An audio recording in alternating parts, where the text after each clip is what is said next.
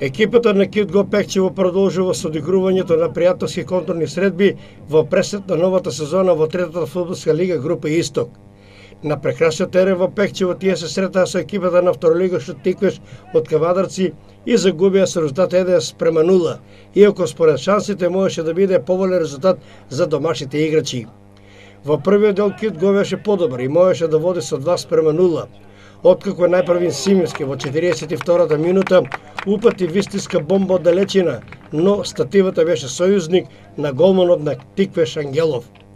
Веќе во следниот напад, во 44-та минута, Нацев се реши на удар, но и овај пат топката удри во стативата и отиде во гол аут. Со резултат 0:0 се отиде на одмор. Во вториот дел тренерите Трајче Сенев и Дарко Крстевски направија повеќе замени, со што темпото на играта се засили. Кит-Го со ударот на Дуовски во 50-та минута повторно се закани по голот на Тиквеш, но овој пат голманот ја извади топката во корнер.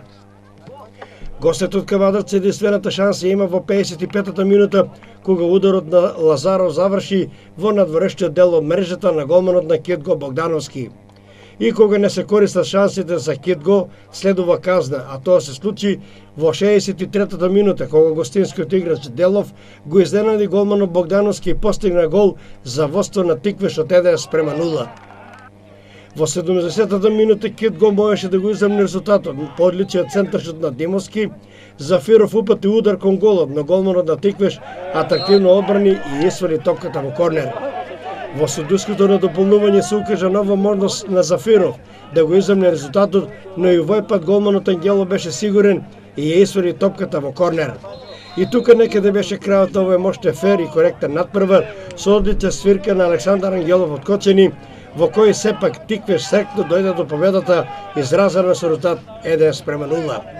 Фудбалската експедиција на Кит-Го во среда ќе патува за Бугарија, каде што ќе одигра пријателски надпревар со тимот на Симитли.